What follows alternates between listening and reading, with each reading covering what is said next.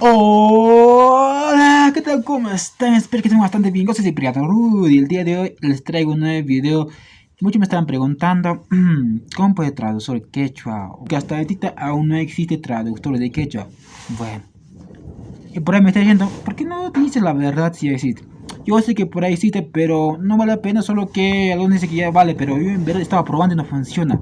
Es una página, pero bueno. En realidad no existe, no es como en caso de inglés. Escribes en español y te traduce automáticamente rápido en los segundos en inglés, pero no es así en caso de quechua, no, aún no existe.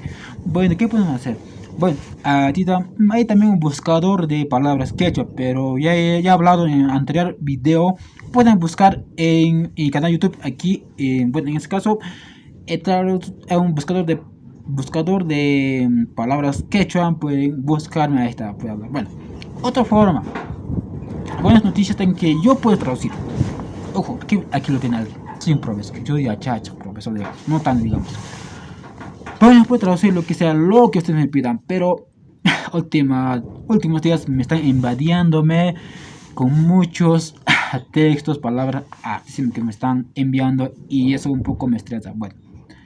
Bueno, un poco muchas veces la traducción para ahorita, más tarde, pero quería decir la verdad, pero no se puede traducir, no los puedo traducir rápido, es que un poco me complica, es un poco difícil de traducir, no es fácil como, ay, no lo sé cómo puedo decirlo, pero para las personas que quieren que traduzca texto, sí puedo, pero tiene costo, no es gratis. Bueno, si me estás diciendo, pero quiero que me traduzca gratis, pero si estoy traduciendo, ojo, recuerda que también estoy traduciendo gratis, ¿no? Esas palabras que no están muy largos, son pequeños frasecitos, pequeñitos frasecitos, eso sí estoy traduciendo, pero gratis, eso ya que no es harto, pero texto artísimos, un montón de texto, parece un testamento que me estás enviando textos, pues ese tiene costo. Pues depende de cómo me van a enviar y tiene costo eso, ¿ah? Tiene un costo. Pues quieres saber eso, pues envíame a mi WhatsApp. Voy a estar dejando en la descripción aquí abajo en mi WhatsApp.